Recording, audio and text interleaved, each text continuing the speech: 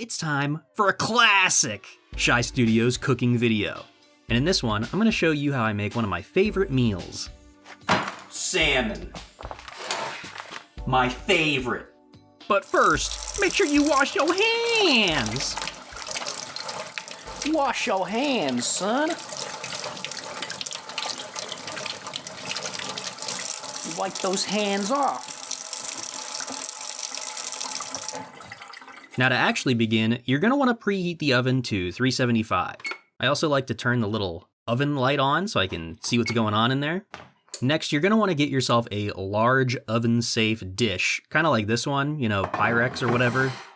No problem. Now, if your fish is slightly too big, don't worry because it really doesn't matter, but you could cut it up while it's frozen to make it fit a little better. Which, by the way, I only ever buy frozen salmon because, you know, I live in Southwest Pennsylvania and there's like absolutely no way fresh salmon could ever get here without being gross. Like, every single time I buy fresh salmon from the store, it's nasty. It usually has chemical preservatives added so it doesn't go bad, or it was frozen in transit anyway and has just been in a refrigerator in some display case in Giant Eagle or whatever, which is where I bought this, by the way. But if you live closer to somewhere where they actually catch fish, well then fresh is probably a better option. Obviously also wild caught is superior to farmed fish. Anyway, get some parchment paper and put it in your dish. Do not use aluminum foil. You shouldn't be using aluminum for anything cooking related because it isn't good for you. When you cut up in your package of salmon, try to make clean, long cuts because you don't want to accidentally get like a little tiny piece of plastic in your fish, which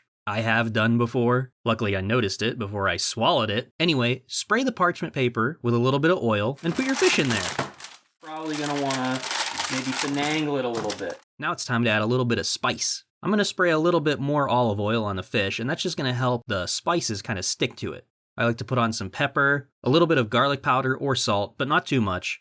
You gotta have dill weed, of course. And finally, the secret ingredient that makes this perfect, hickory syrup. This stuff is amazing. Highly recommended for salmon. Now you can see it's just kind of running down to one side, but that doesn't matter. I'm also gonna put a little bit on the side so it can run underneath of the fish. And if you really wanted a sweet, yummy treat, you could put some more on after it's done cooking, but really, you don't need much of this syrup to get a little bit of that yummy sweetness. By now, the oven should be preheated, and of course, it's time to put them in the oven. Put them in the oven.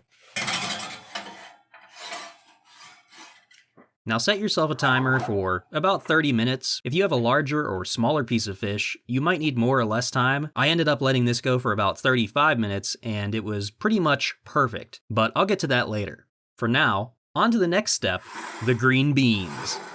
Now, I think I prefer the taste of Green Giant brand, but these Del Monte ones are also very good. Make sure you don't get any green beans with any like oil or goofy stuff in them. Ideally, you want to get cut green beans. Those are usually the best, and that's the only type of green bean that I ever eat with this meal. Now, because that salmon is huge, it's gonna last me 2 days, so I'm gonna be making 2 cans of green beans, and really, these cans don't have that much in them. So now open the cans up.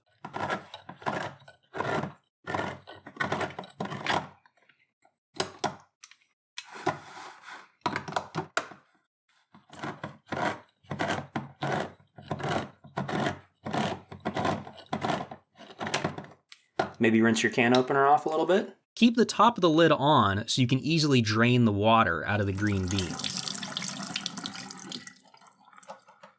And by the way, you can't do this with those dumb metal shaving side cutter can openers. Now to get the top out, you can just give the can a little shake and you can lift it out easily. Now we're greened and beaned.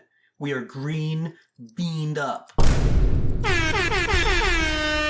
Next, you're gonna wanna get a little saucepan, as apparently these pot things are called. Put some butter in there, and really, more is better in this situation. Now add a bunch of pepper, maybe some salt if you want, but I don't. A little bit of garlic powder, and maybe a squirt of olive oil just to help everything start flowing into a liquid. I have this on high right now just to quickly get the butter melting, and I'm gonna add all the green beans and give everything a good mix.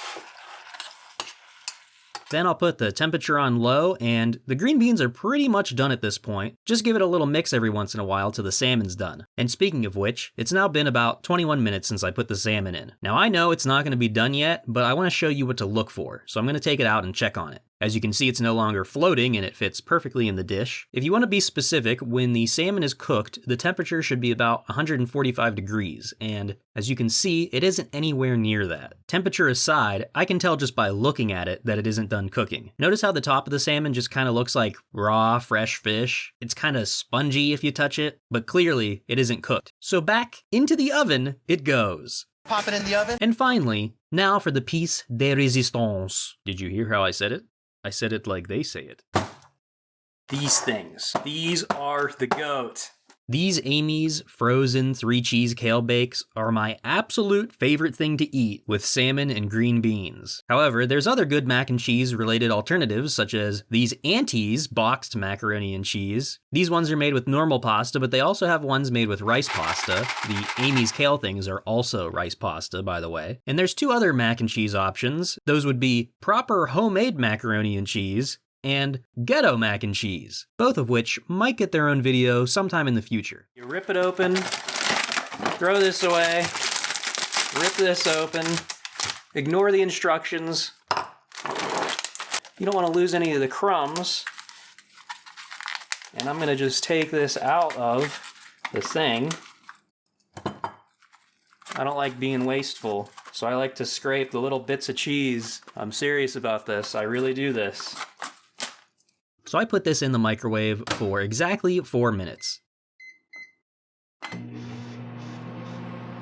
Be careful when you take it out because it's going to be very hot. I like to give it a bit of a stir to try and break off any of these crunchy cheese goo bits from the side, because that's the good stuff. But man, does this look good or what? Now that this is done, I'm gonna go take out the salmon. I probably had it in there for an extra 5 minutes after the timer went off because, you know, I'm like filming this and it takes me a long time to reposition everything to get the shots. But as you can now see, all the fat is coming out of the entire fish, and that's what you want. That's how you can tell that it's done. As for temperature, it's a little lower than 145 in some areas, but it's a little bit more in other areas. For the most part, it's about 145. If you're really crazy about temps, it could probably go another 5 minutes in the oven, but really, this is like perfectly cooked, nice and moist salmon. By the way, make sure you remember to turn your oven off. The oven's still on. Now, I'm going to flip the fish upside down, which, depending on the size of your fish, might be difficult to do without breaking it, and you really don't want to break it. So I'm going to cut mine in half first to make it easier. Since one part of the fish is thicker than the other, I try my best to estimate where to cut to get equal pieces by weight.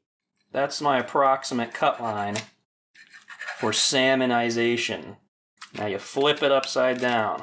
Since it's hot, the skin is just going to peel right off. The skin will just peel right off, and you can just use your fingers. Just peel it right off. Put it off to the side because you won't be needing it. You're going to throw it away unless you're a crazy person and you want to eat it. That's okay. The skin just comes right off. I'm going to flip this part. You might need a little bit of help on the edges. Sometimes the edges can get a little hard with the skin and it won't want to come off. That's okay. You definitely want to make sure you get this off because it isn't actually pleasant to eat, I've found. It is not pleasant. Scrape it off. Then I like to sometimes give it a little scrape just to get any of this goo. Get some of this goo off, just a little bit. I'm not too anal about the brown.